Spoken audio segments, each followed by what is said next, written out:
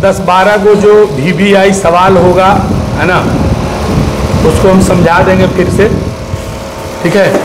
तो आपका इकोनॉमिक्स का है,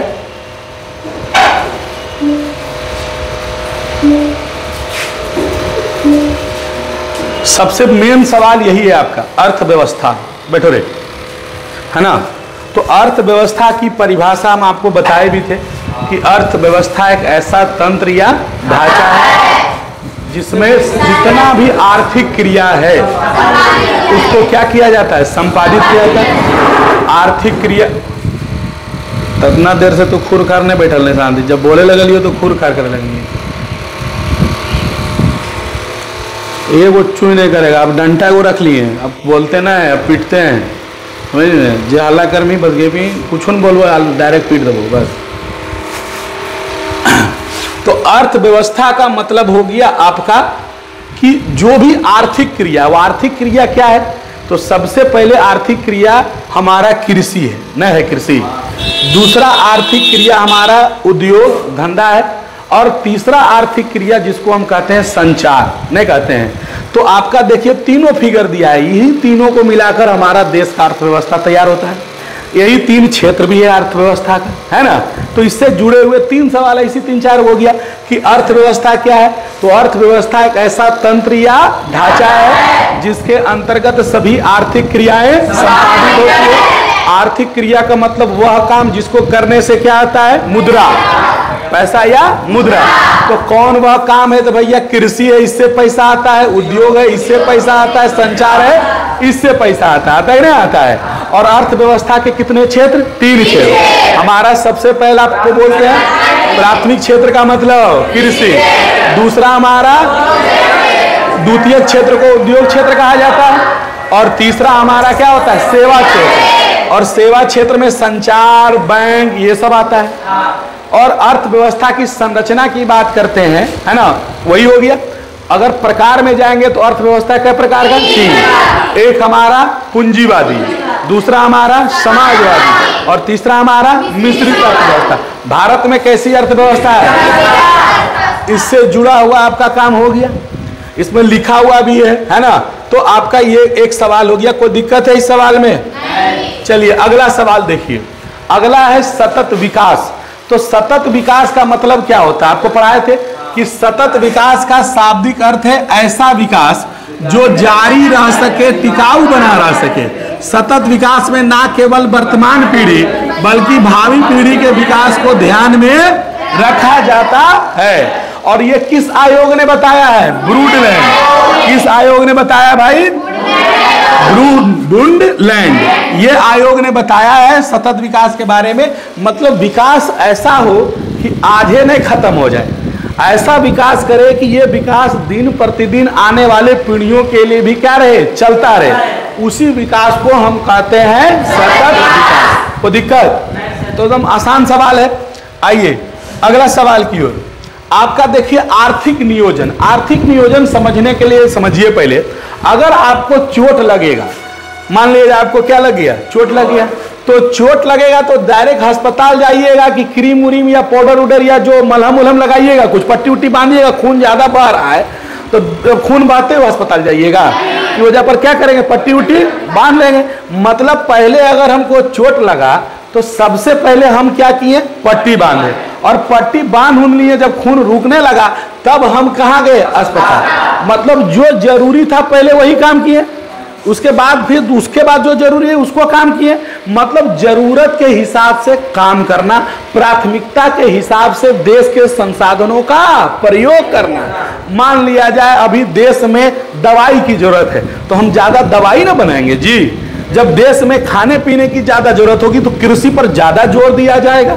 तो जो जिसकी जरूरत होती है प्राथमिकता के अनुसार देश के संसाधनों का जब प्रयोग करते हैं उसी को हम कहते हैं आर्थिक नियोजन। नहीं कहते हैं? कोई दिक्कत? समझ में आया सबको? आर्थिक नियोजन का मतलब क्या है, प्राथमिकता के अनुसार देश के संसाधनों का क्या करना, प्रयोग करना। है ना। देश का संसाधन तो बहुत सारा है भैया, वन देश का संसाधन है, खनिज देश का संसाधन है, जल देश का संसाधन है, सब तो देश का संसाधन है, सरकार की संसाधन है। और सरकार को जो लगेगा कि पहले ये चीज जरूरी है तो ये चीज पहले प्रयोग में लाएगा, वही चीज बनाएगा, और लगेगा इस चीज की जरूरत है तो इस चीज पर ध्यान दिया जाएगा। मतलब प्राथमिकता के अनुसार देश के संसाधनों का जब हम प्रयोग करते हैं तो उसी को कहते हैं आर्थिक नियोजन। कोई दिक्कत? चलिए अगला सवाल आते हैं। अगला सवाल आपका है जीडीपी और प्रति व्यक्ति आय क्या है। तो भैया देखिए, जीडीपी को कहते हैं ग्रॉस डोमेस्टिक प्रोडक्ट, यानी इसको कहा जाता है जीडीपी, और हिंदी में कहते हैं सकल घरेलू उत्पाद। मान लिया जाए कोई कंपनी है, ठीक है, ये कंपनी जो है एक साल में 5 गो सामान उत्पादन किया। फिर दूसरा कंपनी है, इस कंपनी ने भी कितना उत्पादन किया। ऐसे करके देश में कई कंपनियां हैं, बिस्कुट का, मिक्सचर का, मैगी का, साइकिल का, कार का, मोबाइल का, पंखा का, कई कंपनी काम कर रही है। तो जितनी भी देश में कंपनियां हैं उन सब ने मिलकर जितना वस्तु बनाया है, यानी अगर हम बात करें तो वस्तुओं की क्या हो गई संख्या, वस्तुओं की क्या हो गई, एक वर्ष में, किसी निश्चित वर्ष में, है ना, जितना देश भर में उत्पादित वस्तु या सेवा किया जाता है उसी को हम क्या कहते हैं, जीडीपी। यानी अगर 5 कारखाना मान लीजिए देश में है और पांचों ने 5-5 को उत्पादन किया तो टोटल कितना हो गया, 25, और यही हमारा क्या कहलाएगा, जीडीपी, सकल घरेलू उत्पाद कहलाएगा। जैसे कोरोना के टाइम में कह रहा था जीडीपी गिर रहा है, जीडीपी गिरा। जीडीपी गिरने का मतलब हो गया देश में वस्तुओं का निर्माण नहीं हो रहा है, देश में वस्तु बन ही नहीं रहा। तो कोरोना के टाइम में कारखाना बंद हो गया था, कोई काम नहीं कर रहा था, तो वस्तु बनेगा, तो कम हो गया ही नहीं हो गया, इसीलिए जीडीपी क्या हो रहा था, गिर रहा था। तो देश में एक वर्ष में उत्पादित वस्तुओं और सेवाओं के कुल मूल्य को हम क्या कहते हैं, जीडीपी कहते हैं। चलिए प्रति व्यक्ति क्या है, तो इसका तो सिंपल सा है कि देश में जितना आय है, राष्ट्रीय आय, देश की आय, इसको हम राष्ट्रीय आय यानी नेशनल इनकम भी कहते हैं, और इसको भाग दे दीजिए किससे, देश की कुल जनसंख्या से, जनसंख्या नहीं, कुल जनसंख्या। तो जो भागफल आता है उसी को कहते हैं, इसको कहते हैं अंग्रेजी में पर कैपिटा इनकम, नहीं कहते हैं पर कैपिटल इनकम, अंग्रेजी में फुल फॉर्म भी पूछता है, ध्यान में रखिएगा, है ना। गरीबी का मापन प्रति व्यक्ति आधार पर भी किया जाता है, बताए भी थे। चलिए अगला सवाल की ओर है। वित्तीय संस्थान, तो वित्तीय संस्थान क्या है, तो भैया जहां से हम पैसा लेन देन करते हैं उसको हम कहते हैं वित्तीय संस्थान। और पैसा लेन देन हम 2 तरीके से करते हैं, एक संस्थागत से करते हैं और एक हम गैर संस्थागत। संस्थागत में जितने प्रकार के बैंक है वो आते हैं, चाहे वो डाकघर आए, चाहे एसबी आए, चाहे पीएनबी आ जाए। गैर संस्थागत में सेठ, महाजन, दोस्त सब आ जाएगा, है ना। इसका रिकॉर्ड सरकार के पास है इसीलिए संस्थागत कहलाता है, इसका रिकॉर्ड सरकार के पास नहीं है इसलिए ये गैर संस्थागत कहलाता है। ये कोई दुकान थोड़ी खोल ले कि आओ तो राम देंगे, उधारी कर्जा देंगे, ये तो आपसी मेलजोल से, हम दोस्त से, मुहिम से या फिर रिश्तेदारों से कुछ पैसा उसका क्या करते हैं, ले लेते हैं, तो ये गैर संस्थागत आता है। आइए, तो वित्तीय संस्थान का मतलब जहां से हम पैसे का क्या करते हैं, लेन देन करते हैं, या अगर शुद्ध भाषा में कहें तो जो हमारी पैसे से जुड़ी हुई आवश्यकताओं को क्या करता है, पूर्ति करता है। जो संस्थान हमारे पैसे से जुड़ी हुई आवश्यकताओं की पूर्ति करता है उसे हम वित्तीय संस्थान कहते हैं। आइए, वस्तु विनिमय क्या है, तो भैया आप गांव में देखते हैं तराजू रहता है, एगो आता है बेचे ले, नहीं आता है बेचे ले, इन्हें दे दिए चावल और बदले में दे दिया दूध, नहीं दे देता है, गाजर दे दिया। यानी जब हम वस्तु के बदले, यानी एक वस्तु देना और उसके बदले दूसरी वस्तु लेना, तो वस्तु के बदले जब वस्तु की खरीदारी या विनिमय कहिए, विनिमय में दोनों चीज आता है। विनिमय शब्द बड़ा अच्छा शब्द है, इसलिए कि विनिमय जब आप बोल दिए तो आपको मतलब आप बोल दिए खरीदने की बात कर दिए, आप बेचने की भी बात कर दिए, नहीं कर दिए। और जब वस्तु विनिमय होता है तो उसमें एक आदमी खरीदता है और एक आदमी नहीं बेचता है। तो सबसे बढ़िया बात यह होगा वस्तु के बदले वस्तु का विनिमय करना, एक वस्तु लेना और दूसरी वस्तु देना, इसी को हम कहते हैं वस्तु विनिमय प्रणाली। और जब यही चीज हम पैसा से लेन देन करना शुरू कर देते हैं तो उसको हम क्या कहते हैं। अब हम बाजार गए और बोले 10 रुपया का हमको सरफ दे दीजिए, तो पैसा न दिए जी, तो वो वस्तु विनिमय प्रणाली नहीं है। उसमें एक तरफ से वस्तु आया और दूसरे तरफ से पैसा आया, तो इसको कहते हैं मौद्रिक प्रणाली। क्या कहते हैं जी? मौद्रिक प्रणाली। लेकिन जब दोनों तरफ वस्तु से ही काम हो जाए तो उसको कहते हैं वस्तु विनिमय प्रणाली। ठीक है, अब एटीएम क्या है इस बात को समझिएगा। एटीएम क्या है?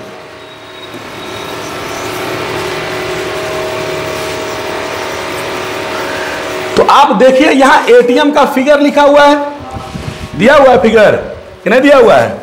देखिए किसी भी बैंक का अपना एटीएम होता है, चाहे वो पीएनबी का हो, चाहे वो स्टेट बैंक का हो, एचडीएफसी हो, देना बैंक हो, चार्टर्ड बैंक हो, इलाहाबाद बैंक हो, कई प्रकार के बैंक है। कुछ हमारे सरकारी है, कुछ अर्ध सरकारी, कुछ प्राइवेट भी है हमारे हैं। तो अगर आप किसी बैंक में जाते हैं तो एटीएम क्या करता है, एटीएम देखते हैं लगा रहता है, और गए और जाने के बाद वहां सबसे पहले देखिए ये जो जगह है कार्ड डालने का जगह है। आपके पास जो एटीएम है यहां हरा बत्ती जलते रहेगा और यहां पर आप क्या करेंगे, कार्ड को डाल दिए, लिखा हुआ है कार्ड। कार्ड कुछ कंपनियों का जो एटीएम होता है कार्ड को खींच लेता है अंदर, जब तक ट्रांजैक्शन नहीं कंप्लीट होगा वो कार्ड को बाहर नहीं फेंकेगा। कुछ कंपनियों का ऐसा है कि एक बार ऐसे लगाएंगे और बाहर कर लेंगे, वो अलग अलग है। ऐसा नहीं कि आप गए और कड़वा टान लिए तो परेशान हो जाइए, नहीं, परेशान होने की आवश्यकता नहीं है। तो कार्ड अंदर भी जा सकता है, नहीं तो कार्ड बाहर ही रह सकता है। खाली सटा के आपको क्या करना है, निकाल लिए। जैसे सटा के निकालिएगा या अंदर चला जाएगा आपके पास बहुत सारा ऑप्शन आएगा। ऑप्शन में क्या है कि भैया आपको क्या करना है, किसी को दूसरे को पैसा भेजना है तो ट्रांसफर पर जाएंगे, आपको बैलेंस पता करना है तो बैलेंस इंक्वायरी पर जाएंगे, आपको डोनेशन देना है तो डोनेशन मतलब दान होता है, किसी को दान में जाइए, आपको बिल पेमेंट करना है तो इस पर जाइए, आपको कार्ड में कुछ सेटिंग चेंज करना है, पिन उन जो भी हो तो उस पर जाइए, अगर पैसा निकालना है तो कैश विड्रॉवल पर जाइए। जब कैश विड्रॉवल पर जाइएगा तो यहां पर लिखाएगा कि भैया अपना पिन डालिए। क्या डालिए? पिन। या तो सबसे पहले लिखाएगा अमाउंट। क्या लिखाएगा? अमाउंट। तो आपने डाल दिया कि हमको निकालना है 1000। 1000 डाले तो फिर बोलेगा डालिए पिन, तो आपका जो पिन है 1 2 3 4 वो डालिए। उसके बाद यहां एगो बटन रहेगा प्रेस वाला, प्रेस लिखा हुआ रहता है, इसी पे आएगा तो प्रेस करिएगा। प्रेस करने के बाद आपको दो ऑप्शन आएगा, क्या आप इसका रिसिप्ट लेना चाहते हैं, क्या आप इसका रिसिप्ट नहीं लेना चाहते हैं। मतलब अगर कागज का टुकड़ी चाहिए तो यस, कागज का टुकड़ी नहीं चाहिए तो नो। तो हम लोग नहीं लेते हैं, देख ही लेते हैं बैलेंस ठीक है टाइम है ठाक है। तो बहुत से लगता है कि नहीं मेरा बैलेंस पर गड़बड़ तो नहीं है, पैसा निकाल रहे हैं ज़्यादा तो नहीं कर रहा है, तो बैलेंस रिसिप्ट लेता है। तो यह सुनो जो करना है कीजिए, इसके बाद खटखटा के यहाँ से पैसा निकल जाएगा, खटखट खटखट खटखट करेगा और पैसा क्या होगा, निकल जाएगा और कलेक्शन अपना कर लीजिए। फिर यहाँ पर एक कैंसिल का बटन होता है, जब भी लेन देन करें तो कैंसिल के बटन को जरूर दबा दें। कैंसिल के बटन को नहीं दबाइएगा, ऐसी चल जाइएगा तो हो सकता है दूसरा कोई भी इसका उपयोग कर लेगा तो दिक्कत हो जाएगा। इसके बाद आपका कार्ड बाहर फेंक देगा, और नहीं तो कार्ड वाला सिस्टम बाहर फेंक लेने को तो पहले आप निकाल लिए हैं। तो इस तरह से एटीएम, तो एटीएम क्या करता है, एटीएम का मतलब होता है ऑटोमेटिक टेलर मशीन, जो 24 घंटे पैसा जमा करने और पैसा निकालने का क्या करता है, काम है। एटीएम से पैसा जमा भी होता है और एटीएम से पैसा निकाला भी जाता है। मालूम है कि नहीं मालूम है? देखिएगा एक वीडियो दिखाते हैं।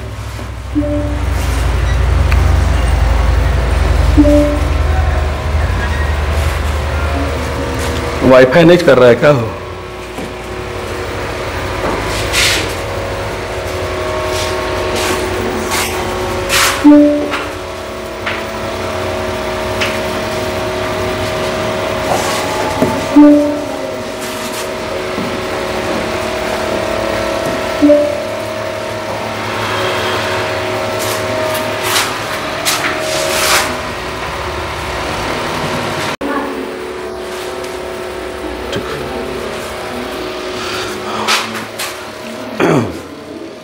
देखिए तो कितने प्रकार का बताएं? 2 प्रकार का, गोल्ड और प्लेटिनियम। ये पूरे देश में इस्तेमाल कर सकते हैं और इसको विदेशों में भी आप इस्तेमाल कर सकते हैं। इसका लिमिट होता है 2 लाख, 5 लाख, 4 लाख, जिसका जैसा इनकम रहता है उस हिसाब से बैंक देता है। क्रेडिट कार्ड क्या है, कैसे मिलता है, पहले ये समझिए।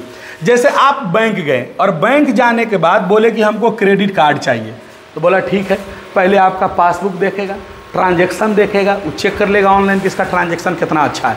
अगर आप बराबर लाख, 2 लाख, 5 लाख, 10 लाख का आप कर रहे हैं, इसका मतलब समझ जाता है इसका बैंक में पैसा रेगुलर आ रहा है, जा रहा है। तो आपको उस हिसाब से आपको एक साख की राशि निर्धारित कर देगा कि 2 लाख रुपये आपको क्रेडिट कार्ड दे दिए। ये 2 लाख क्रेडिट कार्ड का मतलब क्या हो गया? ये 2 लाख रुपये बैंक अपने तरफ से आपको दे दिया। आपके बैंक के खाते में पैसा रहे चाहे ना रहे, आप 2 लाख रुपये का सामान जब चाहिएगा तब खरीद सकते हैं, शॉपिंग कर सकते हैं। और कई जगह क्रेडिट कार्ड का इस्तेमाल करने से छूट भी मिलता है। आप फ्लिपकार्ट का इस्तेमाल कीजिएगा तो देखिएगा आपको उसमें 5%, 10% रिबेट देता है कि इसका क्रेडिट कार्ड का इस्तेमाल कीजिए और रेट 5% क्या होगा, कम हो जाएगा। तो ये इस्तेमाल हो गया। पेट्रोल पंप पर जाओगे तो वहाँ भी आपको 100 रुपये का तेल भराओगे ना तो लगभग 98 या 99 रुपया कटेगा। 1 रुपया बचा ना हो। जो 1 लाख रुपये का तेल भरा रहा है महीने में तो उसको 1000 तो बच रहा है 9 महीने में। तो क्रेडिट कार्ड से कुछ फायदे भी हैं, इसका ये फायदा है। तो बैंक आपके लेन देन को देखते हुए तब आपको साख की राशि निर्धारित करती है और वो साख मतलब पैसा है वो क्रेडिट कार्ड के माध्यम से आपको दे दिया और जब मन है तब उसको खरीदिए। हर बैंक का अलग अलग है। फिर बैंक आपको कहता है कि मेरा पैसा 45 दिन के भीतर, जैसे आज आप 1 लाख का सामान खरीद लिए, 2 लाख का क्रेडिट है और 1 लाख का क्या किए, सामान खरीद लिए, तो 1 लाख रुपया हमारा 45 दिन के भीतर क्या कीजिए, बैंक में जाकर जमा कर दीजिए। बैंक आपको 45 दिन के लिए फ्री यूज कीजिए, कोई दिक्कत नहीं है। मैंने आपको अचानक जरूरत पड़ गया 1 लाख रुपया का, 2 लाख रुपया का, बाहर जा रहे हैं, दिल्ली, बम्बई, पटना घूरे जा रहे हैं, तो कितना कैश के लेके जाएंगे? 2 लाख रुपया क्रेडिट कार्ड ले गए, चलो 10-15 दिन घूरना है, खाई ले गए, स्वैप के ले गए, खाई ले गए, स्वैप के ले गए, खरीदारी स्वैप, जो किए स्वैप, कुछ कैश भी रखा होगा अपना जरा मना, है ना। और जब आया घूर घार के देखा कि हम 20,000 खर्चा कर दिए, 30,000 खर्चा कर दिए और जाके क्रेडिट कार्ड वाला में जाकर 20,000 क्या करें, जमा कर देगा। फिर आपका क्रेडिट 2 लाख का 2 लाख बन गया। अगर 45 दिन तक पैसा नहीं देते हैं तो फिर ये इंटरेस्ट जोड़ने लगेगा। 45 दिन तक बैंक आपसे कोई ब्याज 1.5 महीना तक नहीं लेती है, तो कुछ तो फायदा है ना हो। लेकिन क्रेडिट कार्ड का इस्तेमाल सावधानी से करना चाहिए। अगर क्रेडिट कार्ड का इस्तेमाल आप कर लिए, आपके पास आने वाले दिनों में पैसा आने का स्रोत नहीं है और अभी खर्चा कर दिए मजे में, चलो 2 लाख है, खर्चा करो खर्चा करो खर्चा करो खर्चा करो, और जब खर्चा कर दिए और जब उन्हें पैसा नहीं आएगा तब जब इंटरेस्ट ही लगाएगा ना तो इसका इंटरेस्ट बड़ी भयंकर होता है। 33% महीना, 40%, 20%, यानी 1 लाख रुपया ले ले ही ना बउआ तो तोरा 15,000 रुपया भरे पड़तो महीना में अगर ब्याज। इसलिए सावधानी से आपको रहना होगा क्रेडिट कार्ड में। तो क्रेडिट कार्ड हो गया, उसको क्या कहते हैं, चलिए आगे देखते हैं। आइए, किसानों को साख अथवा ऋण की आवश्यकता क्यों होती है? तो कोई भी किसान जो होता है वो गरीब होते हैं, उनके पास आय की स्रोत कम होती है, इसीलिए किसानों को अगर सबसे पहले अगर खेती करेगा, बीज उज का पैसा नहीं रहेगा तो इसके लिए पैसा लेता है, बीज के लिए, उर्वरक के लिए लेता है, सिंचाई की जरूरत पड़ती है तो उसके लिए पैसा लेता है, या अपने बच्चों को पढ़ाने लिखाने के लिए भी उसको ऋण की आवश्यकता पड़ती है, या अगर बीमार उमार पड़ गया तो उसके लिए भी किसानों को ऋण की आवश्यकता पड़ती है। और नहीं तो बेटी उटी का शादी ब्याह जब करता है तो उस समय भी ऋण की आवश्यकता पड़ती है। कोई दिक्कत? खाली 3-4 यहाँ एगो शादी वाला पॉइंट जोड़ लो, ऐसी लिख लोगे, खेती के लिए, शिक्षा के लिए, स्वास्थ्य के लिए, और कोई दिक्कत? समझ में आया? चलिए अगला 9 नंबर सवाल पे आते हैं। करा मंदी का असर भारत पर क्या पड़ा? मंदी 1929-30 में आया था, आपको बताए थे, आगे भी पढ़ेंगे मंदी के बारे में, ठीक है। मंदी आया क्यों, इसके बारे में हम लोग हिस्ट्री में पढ़ेंगे अच्छे से। तो मंदी का असर भारत पर क्या पड़ा? हालांकि जब विश्व में मंदी आया था तो जितनी बड़ी बड़ी कंपनियां थी उसमें जो माने कर्मचारी थे एकदम टॉप, जो टैलेंटेड, जिससे ज़्यादा काम है उसको सिर्फ रखा और बाकी कर्मचारी को क्या किया, हटा दिया। बस समझे? तो लोग बेरोजगार हो गए, नहीं हो गए बेरोजगार। लेकिन भारत पर इसका असर क्या पड़ा? तो भारत चूंकि आज भी कृषि प्रधान देश है, इतना बड़ा लॉकडाउन हुआ, भारत पर कोई प्रभाव उसका ज़्यादा नहीं पड़ा। क्यों? क्योंकि हम लोग उद्योग पर टिके हुए नहीं है। अमेरिका या और जो बड़ी देश है, इराक है, ईरान है, जो तेल पर टिकी हुई है, या और जो देश है जहाँ कृषि नहीं है, उद्योग पर जो टिके हुए हैं, वहाँ अगर दिक्कत होगा तो खाने के लिए ललायत हो जाएंगे। इंसान को पहले क्या चाहिए? भोजन। और कृषि से हमको भोजन मिल रहा है। 6 महीना नहीं है कमाएंगे तो कोई दिक्कत, खाए भर मिल रहा है ना, 6 महीना बाद कमाएंगे। दूसरी बात, हमारे जो इंजीनियर हैं अभी भी विदेशों में काम कर रहे हैं, तो विदेशी मुद्रा अभी भी हमारे पास आ रही है। इस देश के इंजीनियर, भारत के इंजीनियर विश्व में अव्वल माने जाते हैं, विश्व में बहुत तेज माने जाते हैं। भारत के इंजीनियरों को बहुत महत्व दिया जाता है। तो छटनी हुई, ऐसा नहीं कि भारत के लोग नहीं छटे, लेकिन अभी भी छटनी होने के बावजूद भी जो टॉप लोग हैं उसमें कई लोग क्या हैं? भारतीय हैं। और तीसरा, भारत के जो वैज्ञानिक हैं वो भी लगे हुए हैं, काम कर रहे हैं। तो भारत पर मंदी का असर कोई खास नहीं पड़ा, थोड़ा बहुत पड़ा। उसका रीज़न ये है कि भारत एक कृषि प्रधान देश है और हम लोग कृषि पर ज़्यादा आधारित हैं, इसीलिए भारत पर मंदी का असर कोई खास नहीं पड़ा। कोई दिक्कत है ना? आज भी इंजीनियर क्या है? अव्वल स्थान है। बताएं आपको। चलिए 10 नंबर सवाल, बहुराष्ट्रीय कंपनी किसे कहते हैं? बहुराष्ट्रीय कंपनी का देखिए नाम, देखिए फोर्ड, डाबर और सैमसंग। इस कंपनी को आप अगर भारत में ढूंढेंगे मिल जाएगा, चाइना में ढूंढेंगे मिल जाएगा, अमेरिका में ढूंढेंगे मिल जाएगा। मतलब सैमसंग जो है अपना जो उत्पादन एक देश में नहीं करती है, बल्कि दूसरा, तीसरा, चौथा, यानी एक से अधिक देशों में जो भी अपना उत्पादन करेगा उसी कंपनी को बहुराष्ट्रीय कंपनी कहते हैं। उसी प्रकार डाबर भी है। डाबर भी अपना उत्पादन सिर्फ भारत में नहीं करता है बल्कि नेपाल और कई राष्ट्रों में करता है, इसलिए डाबर भी हमारा क्या है? बहुराष्ट्रीय कंपनी है। फोर्ड ये गाड़ी बनाती है, कार बनाती है, बड़ी महंगी कार है फोर्ड का, है ना? तो ये भारत में भी है और दूसरे देशों में भी अपना उत्पादन कर रही है। तो जो कंपनी, जैसे दीपक दालमोट है, वो भी वो छोटा कंपनी है, तो खाली गए भर में है, बिहारे भर में, दूसरा जगह है नहीं है। या आप बहुत सारा ऐसा चीज़ है। तो जो कंपनी विदेशों में भी काम करे, जैसे आप मोबाइल यूज करते हैं, वीवो, ओप्पो, तो खाली ये काम कर रहा है, विदेशों में भी तो हो रहा है। तो इस कंपनी को हम बहुराष्ट्रीय कंपनी कहते हैं। कोई दिक्कत? जो कंपनी अपनी उत्पादन इकाई एक से अधिक देशों में करती है उस कंपनी को बहुराष्ट्रीय कंपनी कहते हैं, जिसका उदाहरण फोर्ड, डाबर और सैमसंग। कोई दिक्कत? चलिए अगला सवाल। अगला सवाल आपका है कि निजीकरण क्या है? देखिए, निजीकरण का मतलब होता है जैसे किसी भी क्षेत्र को, जैसे सरकारी क्षेत्र है कोई, उसको प्राइवेट हाथ में क्या कर देना है? दे देना है। अब प्राइवेट हाथ में दिया क्यों? पहले ये समझो। देखो, निजीकरण जब होगा तो आरक्षण क्या हो जाएगा? समाप्त हो जाएगा। जैसे अभी सरकारी स्कूल रहता तो कोई भी आके पढ़ लेता, अब हम प्राइवेट चला रहे हैं तो मेरे मन पर पढ़ेगा, तो आरक्षण यहाँ चला, हमारे मन पे चलेगा, हम सबसे पैसा लेते हैं कि नहीं लेते हैं? तो वही हो गया।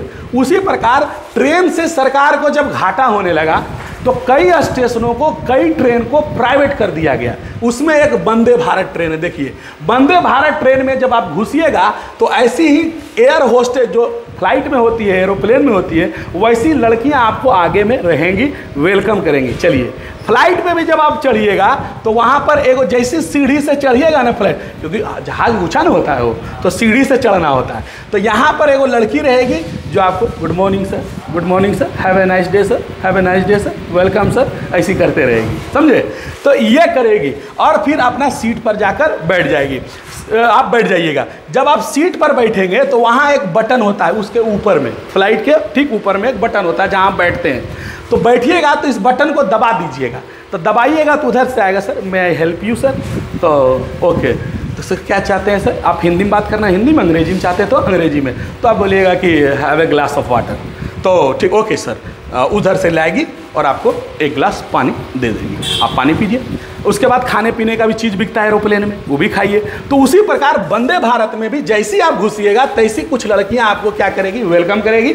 और अंदर जाइएगा तो सीट उठ बढ़िया एकदम एसी वेसी चेयर वेयर, फिर आएगी आपसे एकदम प्रणाम करेगी, बढ़िया से बात विचार करेगी और कहेगी क्या ज़रूरत है, क्या चाहिए, क्या खाने में लीजिएगा, क्या कैसे, क्या कुछ जो भी चाहिए आप उससे डिमांड कीजिए, मेनू देगी, आप अपना लीजिए और मंगाकर ट्रेन में खाते हुए जाइए। तो ये महंगी ट्रेन है, इसमें कोई आरक्षण तरक्षण नहीं है। इन्हें कि बूढ़ा को 75% तो इसो नहीं, इसमें सब पैसा एकदम पैसा वाला आदमी जाता है, बड़ी स्पीड में जाता है ये, ठीक है ना?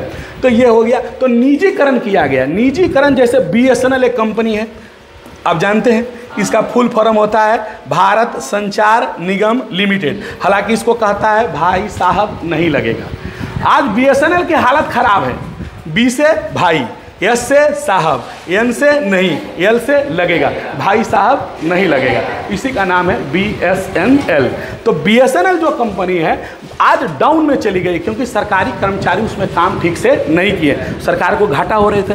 तो सरकार ऐसी कंपनियों को जो घाटे में जाती है उसको किसी प्राइवेट आदमी को बोलता है लो तू चलाओ रे, हमरा से नया हो लो। अब वो क्या करेगा, अपना मजबूत तंत्र से चलाएगा। उसमें तो प्राइवेट में कोताही होता है, सरकारी में तो सूतल है, कोई दिक्कत नहीं है। प्राइवेट जी मॉल में काम करके देखो ना, वो मॉल में कहाँ जी बैठे क्यों, चलो खड़े हो, काम करो, उधर जाओ इधर जाओ, डांट डपट के रखता है, नहीं सैलरी कट कर देगा तुरंत। सरकारी में थोड़ा सा रियायत हो जाता है तो आदमी सुतल रहता है।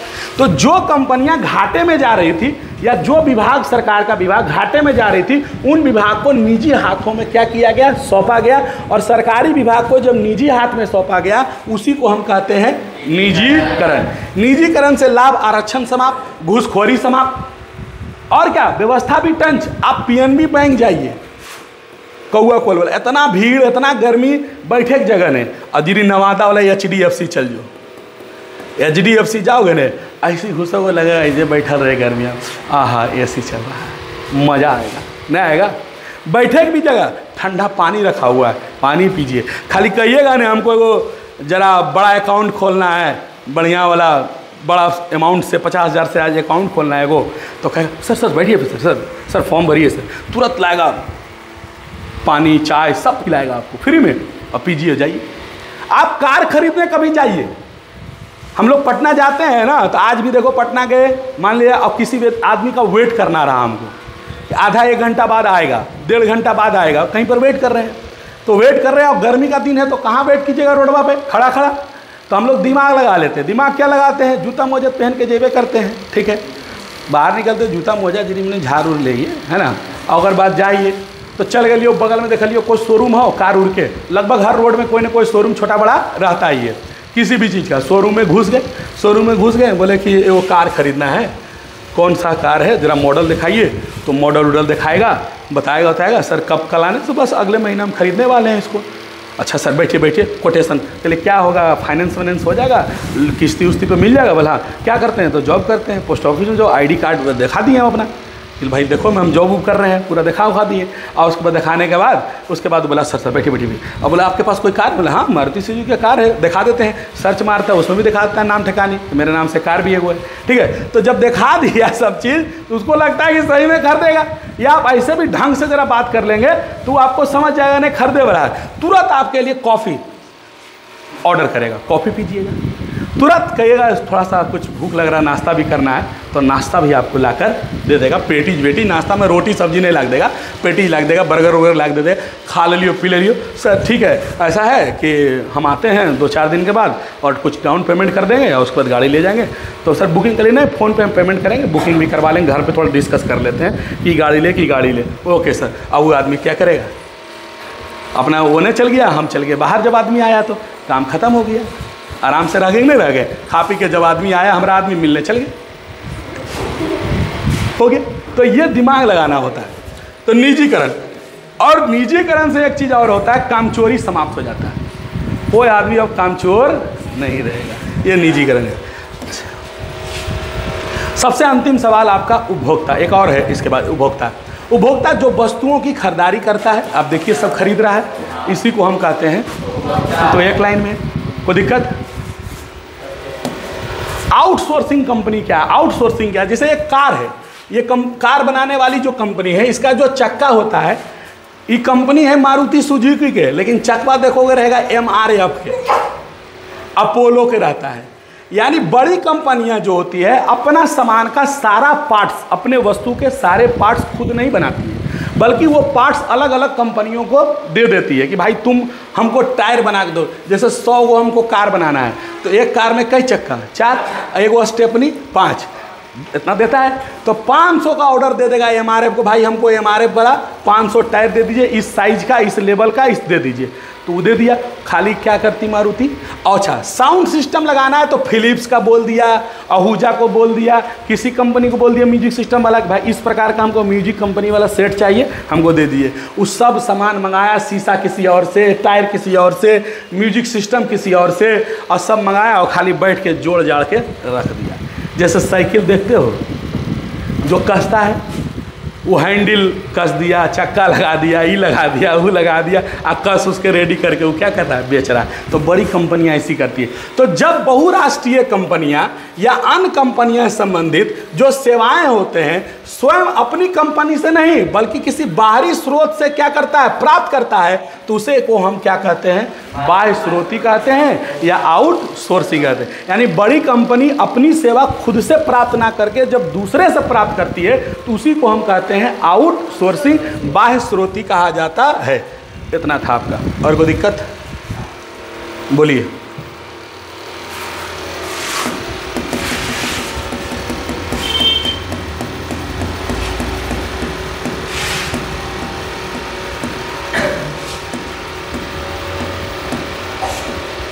किसी में दिक्कत है तो बोलो। आए हो? दिक्कत है? अब कहाँ चैप्टर बच लो।